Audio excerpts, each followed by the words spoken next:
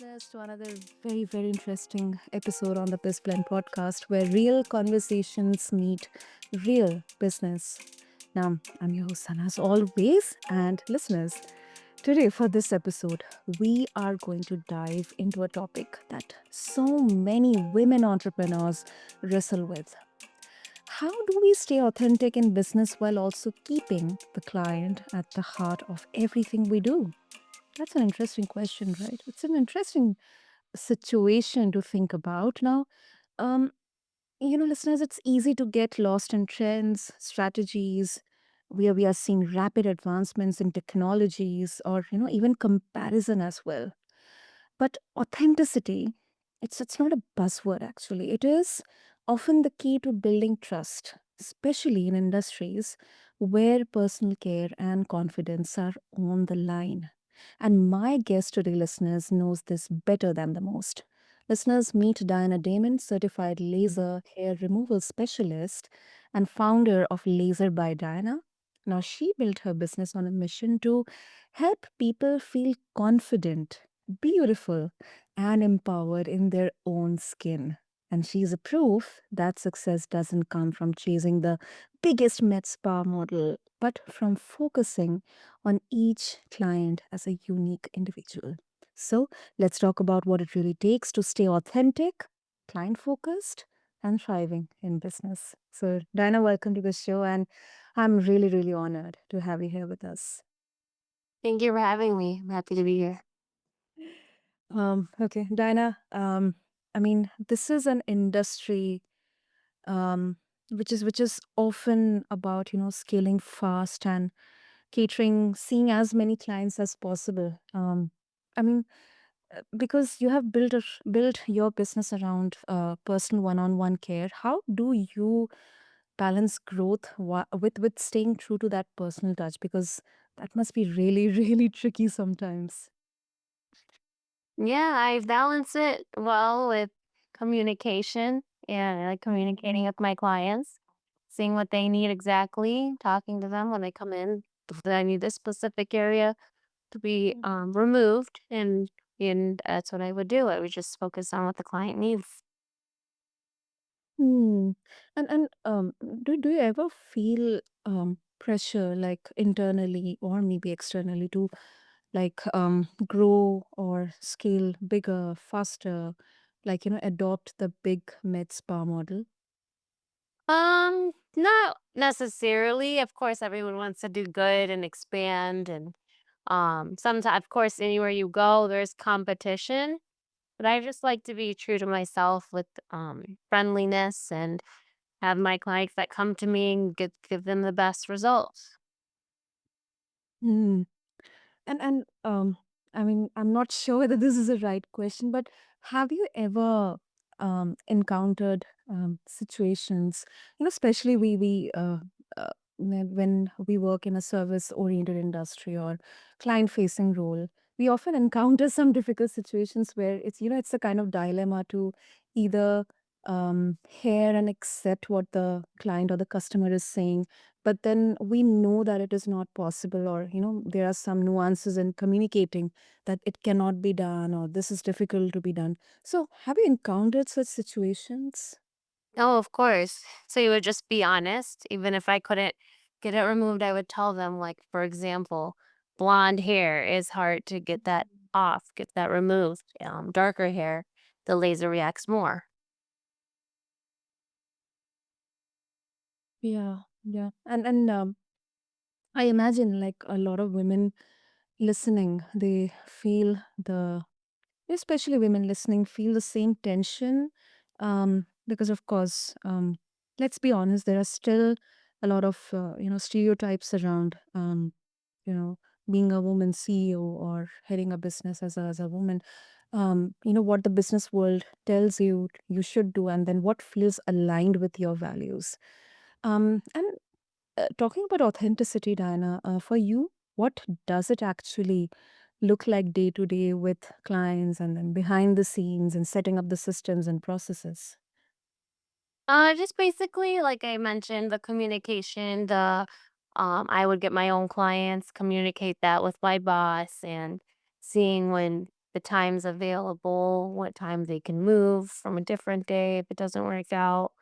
Just mainly the communication. And as far as texting, calling, usually texting would be the communication for me and my clients. So they can reach me at any time and any questions. Yeah. Mm. But then, sometimes because I've gone through this, sometimes it can be really difficult to, especially when we have to kind of, as women, we have to balance our personal and professional lives. Sometimes running our own business, it can really blur those lines. So, how do you protect your authenticity without oversharing? Especially in such an industry.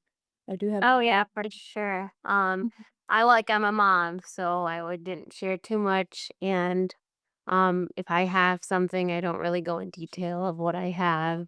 I just Mhm. kind of would be transparent and say, couldn't come that day to service you. We would move it a different day. Just keep it short, unavailable to attend. We can reschedule this to a different day. Mm. Okay, okay. Yeah, yeah. And then, some people would argue that authenticity is kind of overrated, and somehow, I don't know whether it's in our kind of cultural conditioning that especially women are often asked to be people pleasers. I mean, if you are agreeing with everything, you are down to earth, then you are a like a good girl, quote unquote. uh, uh, Now in business, clients care more about results and efficiency than your personal values. So how would you respond to this idea that being authentic is overrated? You have to like sugarcoat everything, or maybe some things to handle certain situations. I would just so for example, if someone came in and they just are looking for results, which you mentioned, I would just give them the best results. Authenticity is more, diverse. Mhm. You wouldn't always see the same cultures. Everyone in this industry is different, and it goes with like culture as well.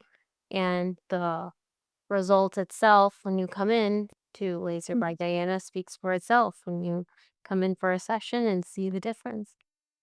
Mm. Yeah, the results, actions are louder than words, of course. Exactly, exactly. Super, super.